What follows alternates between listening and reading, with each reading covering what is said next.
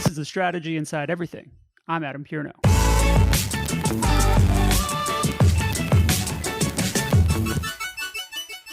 All right, welcome back to another episode of the Strategy Inside Everything. I am excited to pick it back up. We've taken a little bit of a break in producing new episodes, but I saw a thread on Twitter, as I am wont to do, and I was inspired. I reached out right away to our guest here, and we were able to coordinate this. Aisea Laungaue, who is a partner and chief strategy officer at Anomaly in LA. Aisea, welcome. Thank you for joining me. Hi. Thank you for having me. I'm very excited I've had lots of people call me out on Twitter threads, but never anyone productively wanting to turn it into a conversation on a podcast. So, well, you'll notice I didn't try to make the conversation happen on Twitter all that much. I think I commented, but you can have a great conversation like we're about to have in the threaded.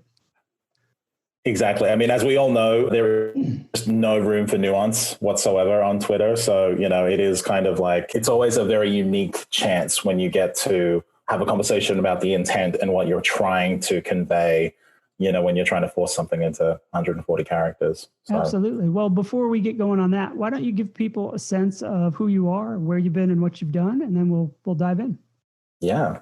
Well, the accent is from Australia. I was born in New Zealand, but my parents, we moved there when I was young.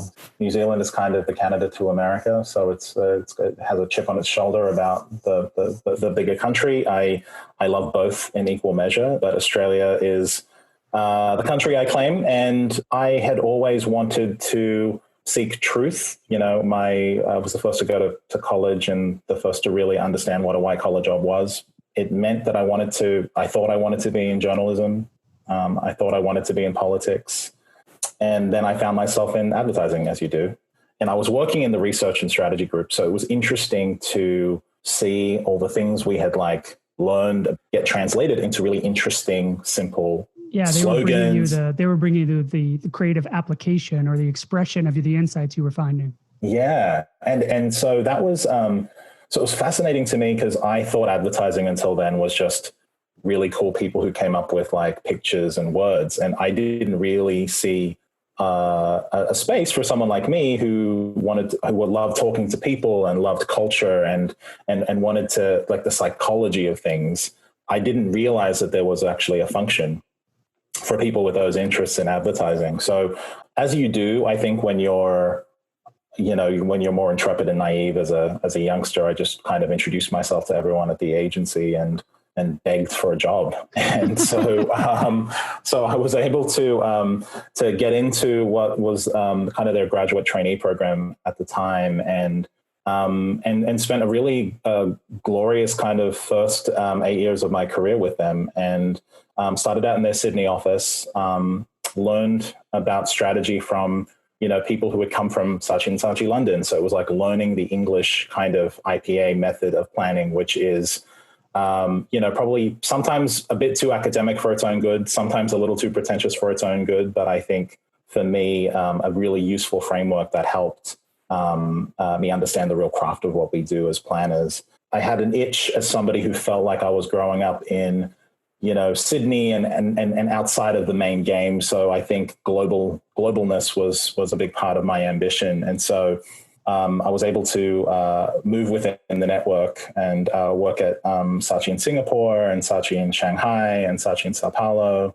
And then landed at Saatchi New York where that was my entree into the US and working on, big American things, learning kind of American culture, and I think really kind of opened my eyes to what is the biggest and most dynamic market in the world. But I think so Saatchi and Saatchi kind of gave me a lot of the fundamentals, and then I moved to Anomaly, New York, where I ended up running our planning department, and Anomaly was kind of my first real way to expand on my planning skills. So it was a way to not just do advertising, but also learn how to create brands from scratch, and learn about business transformation, things like that.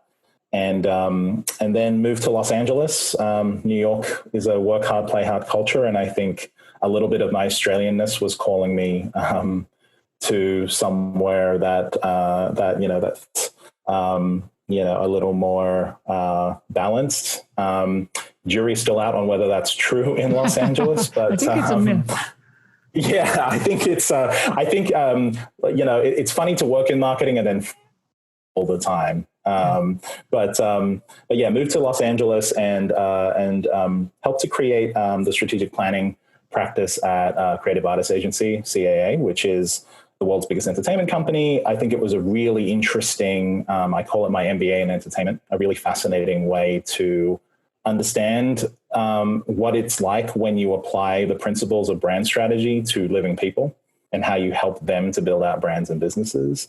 And then was there for 3 years and then, got the invitation to open up Anomaly in Los Angeles. And I think for me, for the past 4.5 years, it's been just a learning, a blur, but a super educational blur, as it's become a real opportunity to create something new in the LA market, to kind of bring some of that Anomaly thinking to the West Coast.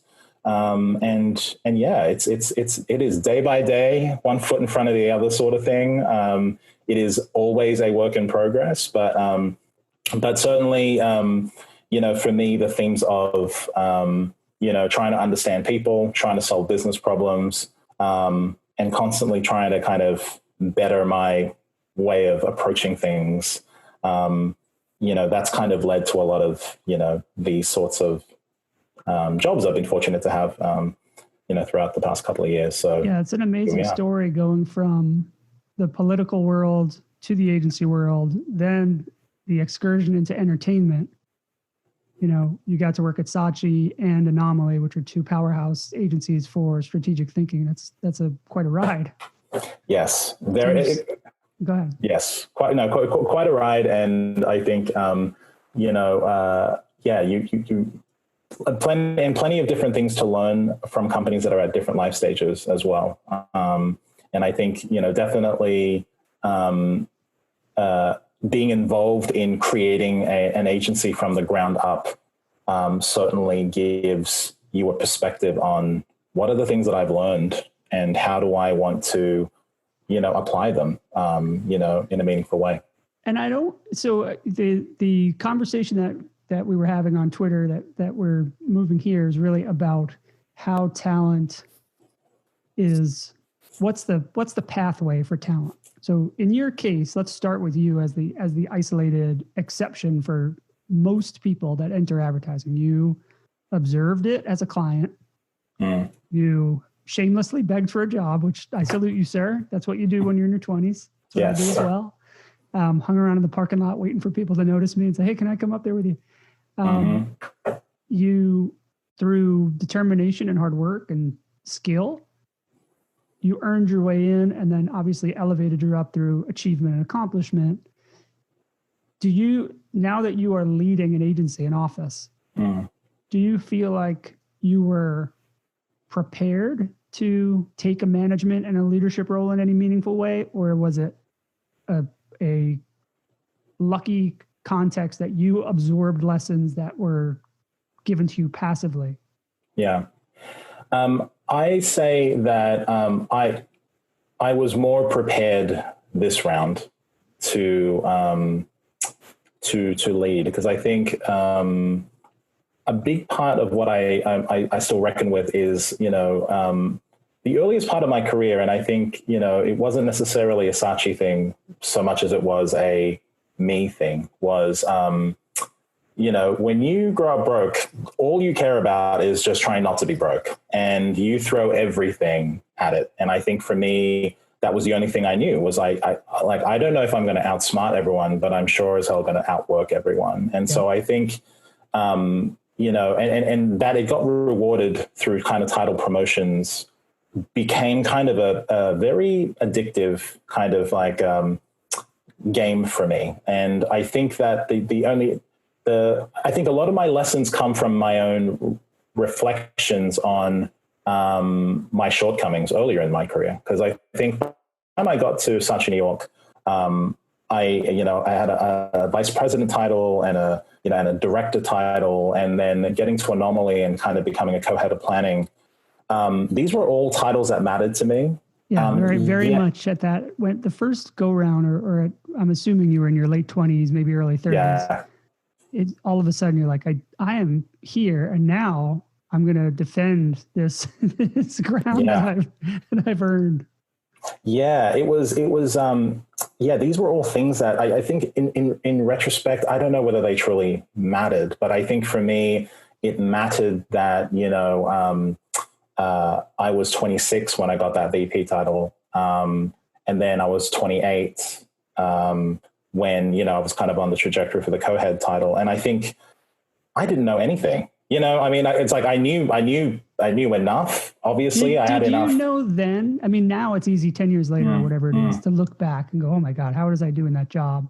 When you were 26 on your first day at that job, did you go in saying, I don't know how to do this? Who can help me? Or did you just go in and say, I'm the man, I got this. I'll figure this out too. Yeah, I think I walked in there thinking I knew all my shit. And I think that was, and clearly I didn't, I think for me, the humbling came in those titles, because I think until then it was like, hey, you're like the kid genius and you're really good, and you start to really kind of take that on board until you actually get into difficult situations that you don't know how to, negotiate your way out of. I just hadn't had enough runs on the board. I had read everything there was to read about the planning practice. I knew academically how to approach most of these business problems.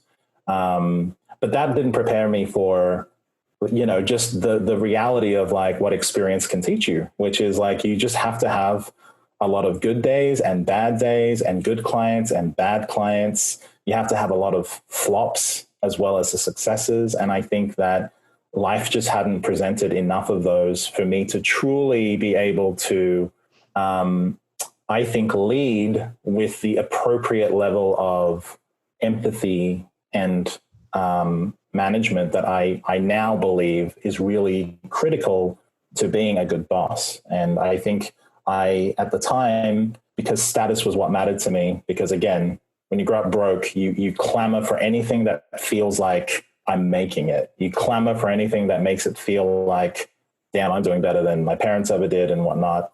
And I think that the clamoring for status made me forget about the craft of what it actually means to lead. I think for me, it was just, I enjoyed the status of leading. And that's, in my opinion, if you're still at that point, I don't think you're really ready to be a good leader. You can be a leader for sure. But the kind of leader that's going to sustainably build a culture that people want to be a part of, I don't think so. Yeah. My career was similar. I don't think I reached the same trajectory as you did, as quickly as you did, but I remember getting a senior level promotion and feeling the same way, like, well, okay, I figured out everything before, I'll figure this out. And not until I had that job 2 or 3 different places did I say, oh, I have no idea I didn't even understand the first 2/3 of the job description. I was just doing my old job, more like harder core creative or harder core strategy. Then that's what I thought it was. Like, oh, I'll just work another 6 hours a day. Yeah. That's not what it is. So I think when I've moved people from a productive role, a junior role or a mid-level role into a management role, I have intended to do that as a reward, giving them the title that you and I just both admitted that we coveted. I totally did. Getting my first creative director and my first, strategy lead, chief strategy officer, whatever, had to have that title. It was very important. I have no idea why, but when I have promoted people from planner to VP of planning or something, I have tried to be more mindful of making sure they understand the management part of it and making sure they have management responsibility, because that is not the rule in agency world. You want to speak to that a little bit about how you've observed that? Yeah. And I think that that's the thing is it's born of my own kind of experience and reflection, which is that, I was, I was, promoted because I was good at the specific parts of what those jobs entailed. So, The functional pieces. yeah, the functional pieces. So I was a good planner, and therefore I was attached to work that worked. We were winning awards. We win business. I was very close with clients. All the things that are, that exceed the expectations of what you think a strategic planner or a senior planner should be. But yeah, none of it was, there was never there was never kind of like a real intent behind. So these are the new things that become part of your remit. It just became like, hey, you just have bigger rooms that you're now in and the stakes are higher. And whilst that's true, of course, I think that I think it was like the power part is always clear. The responsibility part is never that clear. And I think that at least in my journey, that was the thing that I missed a lot. And I feel is an industry thing for us to reckon with, which is that responsibility part we have to codify a little bit more in order to create, and solve for some of the systemic issues that, we're now all reckoning with. I think part of why we're here is because we don't have enough. Our definition of leadership is still too narrow. And I think to your point on the word functional, it's built around functional capabilities, functional KPIs, because anything else is considered to be soft and therefore not as important. And I think that's a problem. Yeah, good point. Good point, indeed. And we do tend to recruit those ambitious type of people that want to climb the ladder and look at the entry-level job, the mid-level job as a stepping stone to that position of power.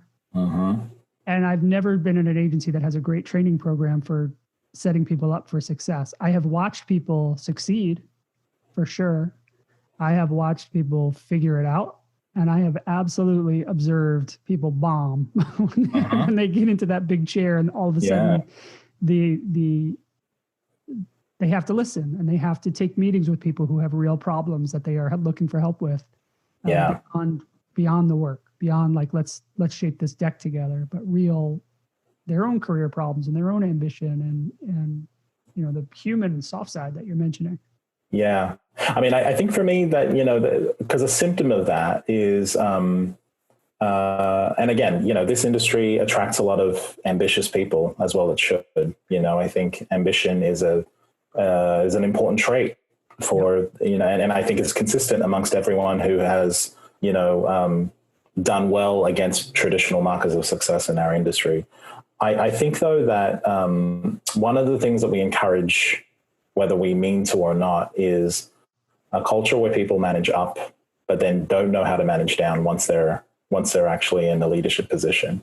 So, you encourage, for me, I kind of say is just like one of the most dangerous quotients in agency culture and in client culture are people who I say are, they're content dumb, but politically smart. And so, and I find them to be the most toxic detractors in any culture, which is that they know how to play the game of which people are important and which people are, optically the things that you need to get done, but often don't do the hard graft of the work that's required for the business to do what it needs to do.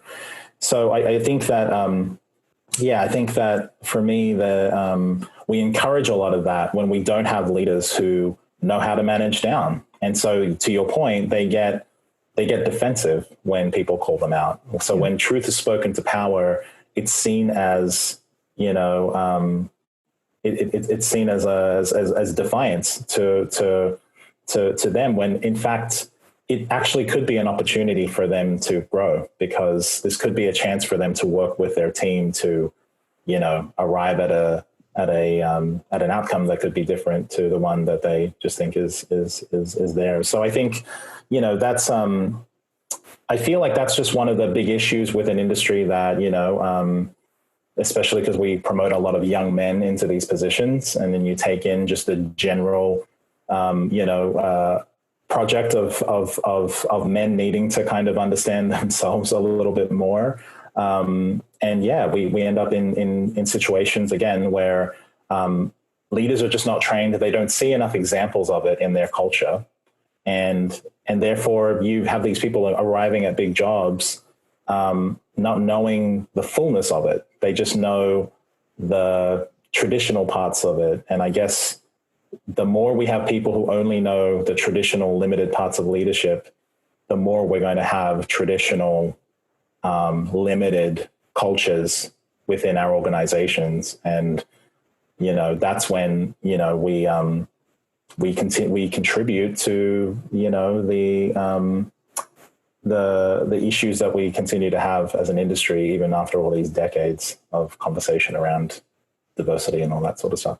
Yeah, well, diversity is, we keep ending up at the same place. No matter every 5 or 6 years, there'll be a new focus on diversity and inclusion.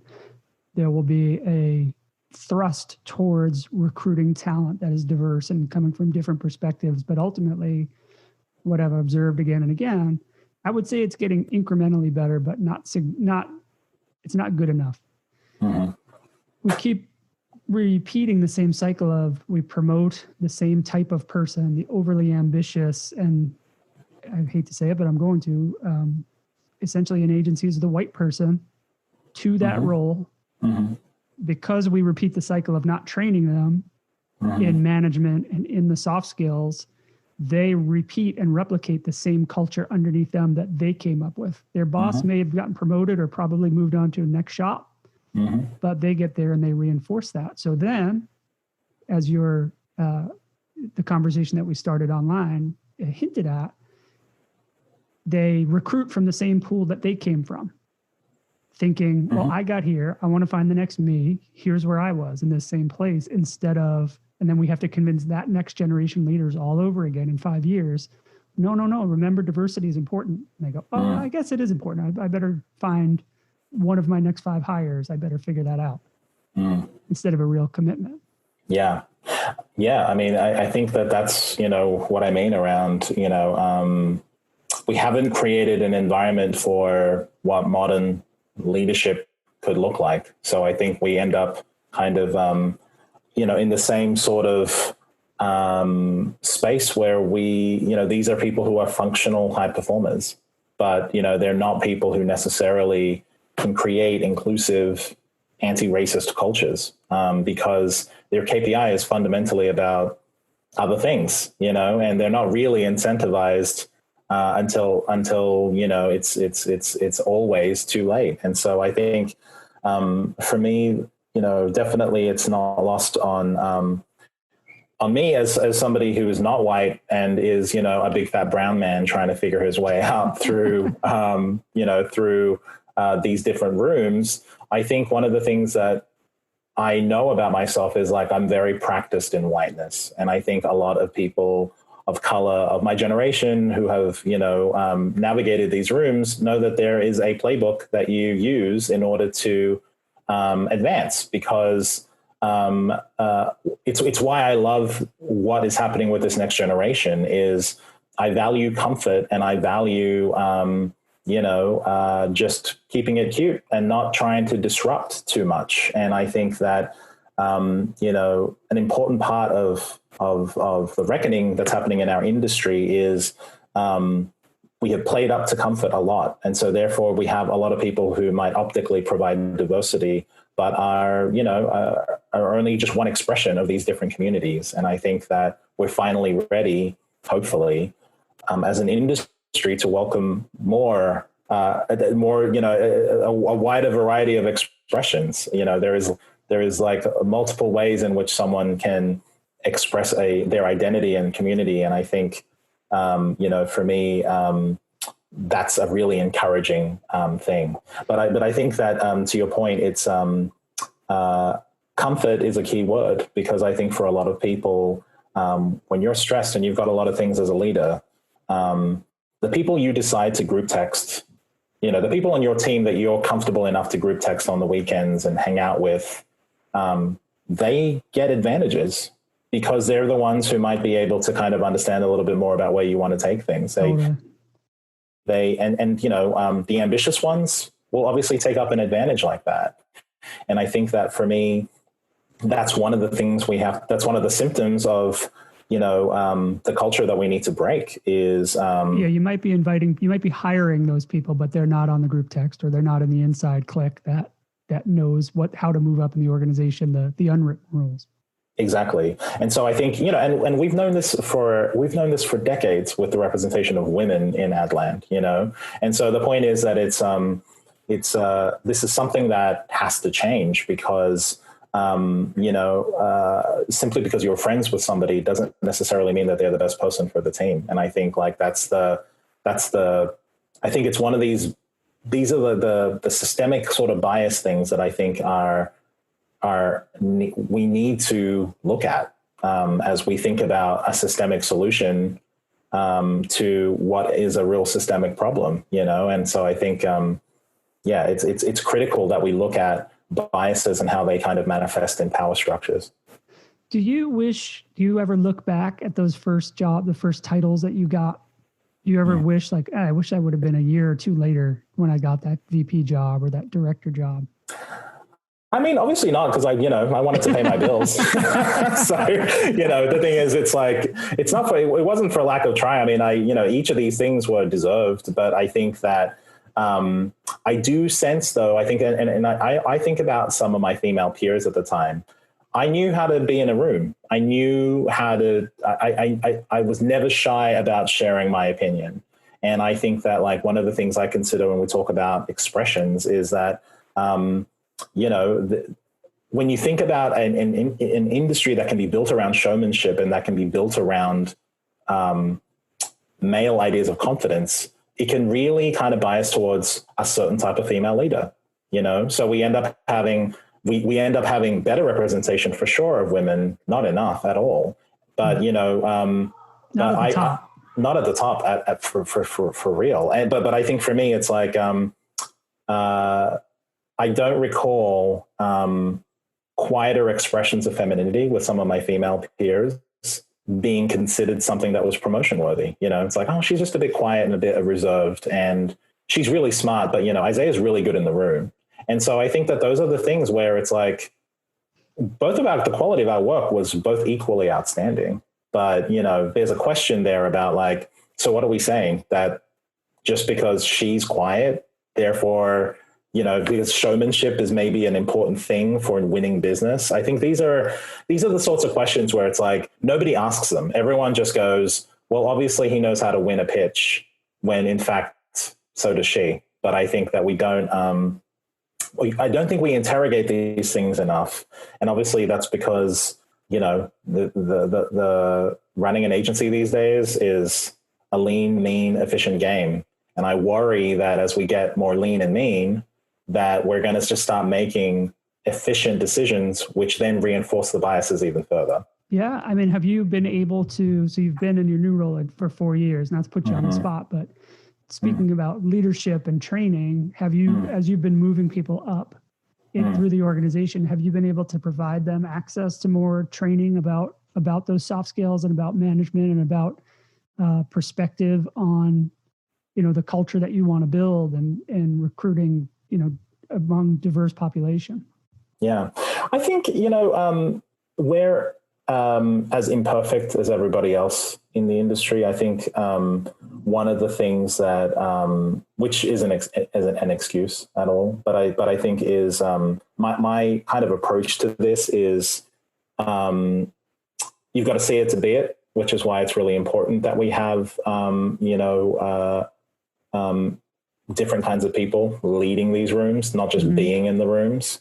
I think another thing is just accountability is really important for me and my two partners here in LA.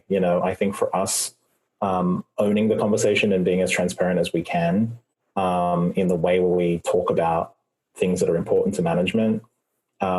Just because for me, it's especially in the diversity stuff, HR plays a really critical role, and HR is super important, of course. But I think that if you outsource everything to HR, and abdicate leadership of that responsibility and ownership, I think people can tell, and I think that for me, it's like, yeah, does this add to the 500 million other things I have to worry about as a leader? Yeah. But is it important and essential? Yeah. Because I don't know whether it's, the power and the buck stops with us in leadership. So if we don't interrogate these questions hard enough, and if we don't try to at least address and move these things forward, it'll become, to your point, it'll be a tragedy if in 5 years the industry has to react to yet again. But I feel optimistic about, I think, what's happening in this particular time.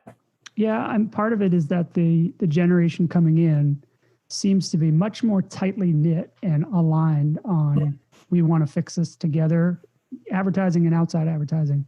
Yeah. That when they look around for their group that they are going to want to recruit into the agency, they really will reach out further than previous generations did. I agree.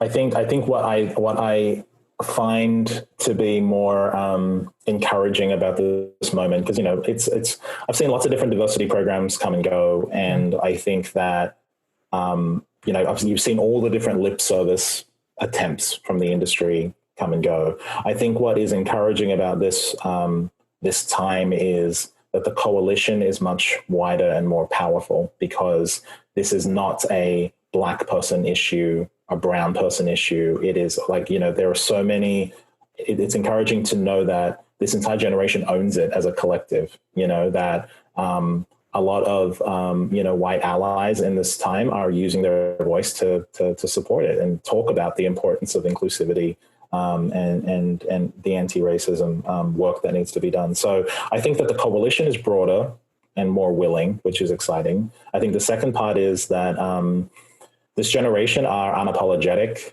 in a way that, as an aging, sad millennial, I feel bad for our generation, because we were meant to be the game changers. And it's like, I feel this next gen are actually doing the work that we were meant to be doing, which is they are far less worried about fallout. I think they are happy to speak up about the companies that they work for, and they expect more. And I think that, my playbook is a keep it cute playbook, and that hasn't worked. I think it's like, sometimes you need to roll your sleeves up and get at it. And I love that about this generation.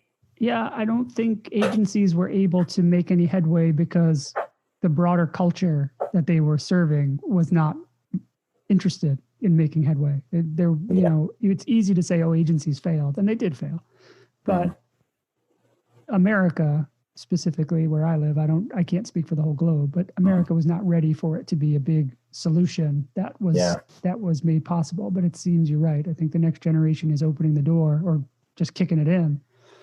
Yeah, we hope so. I mean, look, Australia is definitely not a bastion of inclusivity either. I mean, I think Australia is, a live example of, I am a product of growing up in a country that valued assimilation and that expected it of every one of its immigrants. And, so I think that, when I speak to anyone who's not white but grew up in Australia, we all have the knowing nod of like, well, yeah, clearly you knew how to make it work, because, because it's like, you know how to kind of like talk the talk and walk the walk. And there's a lot of trauma that can be kind of like locked within that, but yeah, I mean, I think coming back to this generation, and I think why it's exciting is I think, yeah, they're unapologetic. It's a broader coalition. And I think the other thing that I find encouraging about this time is our vocabulary is finally wide enough. When we talk about systemic racism, this was stuff I remember talking about on campus, in my political science thing, but it was never anything that translated to a wider populace, because racism... You couldn't make it make sense to people outside that classroom. Totally. Because racism for a long time, unfortunately, mainstream comes down to a couple of words. And so therefore everything else that's more insidious, more covert, gets dismissed as being not real, And I think for me, that's what I love about everyone finally kind of like wrapping their heads around like, oh, like when I do that, that can actually be a racist act, you know, because I think before that's why so much of this stuff and I think why the dropout rates are so horrendous in the industry is because people in power didn't think it was like they were the ones who were in charge of deciding whether it was racist or not. Right. And I think like that is what's so encouraging about where we're headed is like everyone gets, or at least is beginning to get that racism is a system, and racism, you know, is not just a couple of words, and that all of us need to be more conscious because even non-white and like non-black people can be incredibly racist. And so I think that's, you know, what I'm excited about as a journey for all of us. But I think comes back to the point we were making earlier, which is we need leaders who can recognize the importance of that and factor that into how they manage the cultures that they're leading. Because, you know, it can't just be about, do you know how to win, you know, and are you the smartest? Are you the most creative? That's, of course, we're running businesses. That's important. But if we don't understand that the other parts of it, creating an inclusive culture, because we're lucky enough as an industry to represent culture to people. So if you're not good at it, then you need to get out. So I think like for me, you know, but it's the truth. It's yes, like, it's not, that's why I'm laughing. Yeah. It's not like, it's like, that's what is so crazy to me about how anyone could think that the conversation that we're having is non-essential or that it's just a nice to have. It's like, dude, like you know, any youth brief you're mostly working on in this day and age is a Black culture brief. And so I think for me, it's like, if you do not care enough to understand what responsibility you have, if you are not Black, to know what needs to kind of like go into you know, to a brief that touches it, then, you know, that would be malpractice in any other industry. So yeah, the stuff's important. For sure. Understatement. Aisea, this was even better than I thought it would be. Thank you for making time. I hope this lived up to your expectation from our brief exchange on Twitter. Yeah, look, I'm glad that I've exceeded your low expectations for this chat.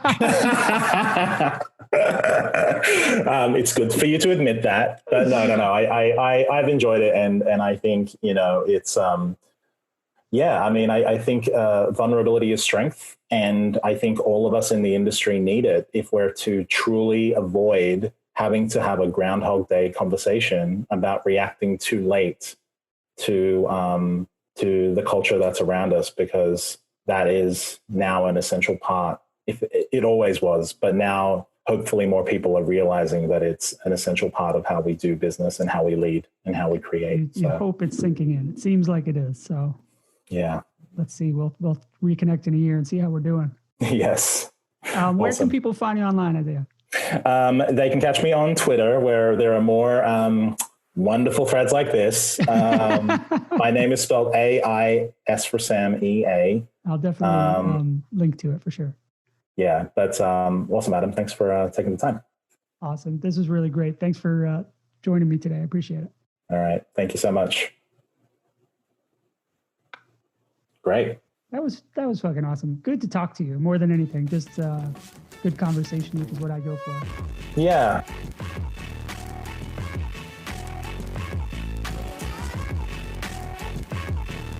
Wait, don't stop listening. The show's not over. If you liked what you just heard, or you've liked any of the episodes of The Strategy Inside Everything, do me a favor. I really appreciate it. Leave a review wherever you listen to the show, whether it's Apple Podcasts, Google Play, Stitcher, wherever. Please leave us a rating and a review. Please, if you can, share this episode or another episode with a friend. Let them know what you liked about it. That helps us quite a bit. If you have ideas for guests, for topics, follow up on episodes you've heard, you can tweet at us at @apierno, that's me, or at strategy_inside, that's the show. Either way, I promise I will respond to you and get back to you right away. And listen, running this show is a labor of love. I really do it just because I enjoy the conversations, but it does cost money. So web hosting costs money, microphones cost money, my kids' haircuts cost money. If you wouldn't mind, look at our Patreon. It's Patreon, Adam Pierno there, and you could help us out quite a bit.